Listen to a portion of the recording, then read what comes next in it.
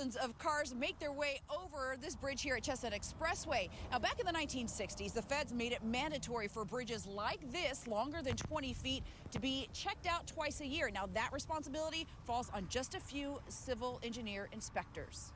The bridges get in worse and worse condition faster than we can get them replaced and rehabbed.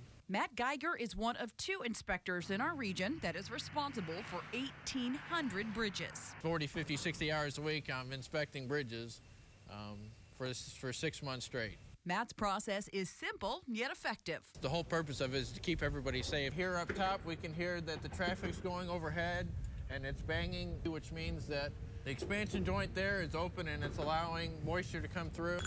All the rust here, and we can hear the difference between this is good concrete and that's the hollow concrete. For me, the hole in the bridge was most concerning. The barrier has held moisture there and it's deteriorated, but it's not going to really impact traffic. It seems to be in the center of the structure. Cars don't drive over it, though Matt says he'll keep an eye on it. Is there any kind of special attention that's paid to this one because of the amount of traffic and because of the condition?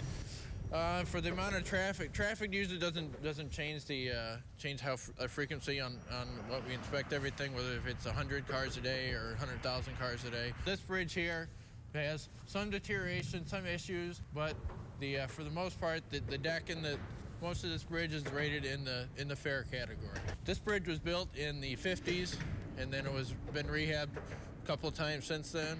So for a bridge that's already in 60 years old, it's still in pretty good shape. It is completely serviceable. So not too bad for a really old bridge. Exactly, because most bridges were designed to only have about a 50-year expected life cycle. Still, if a bridge is unsafe, inspectors won't hesitate to close them. Just because we don't have money, that's not a good reason just to say, well, it might be okay. Now, inspectors, they also check the top of the bridge where cars travel for any damage, though you can tell the underneath side, that shows most of the wear and tear. Now, this bridge here on Chestnut Expressway is scheduled for some repairs and improvements next year. Reporting live in downtown Springfield, I'm Frances Watson. All right, thank you.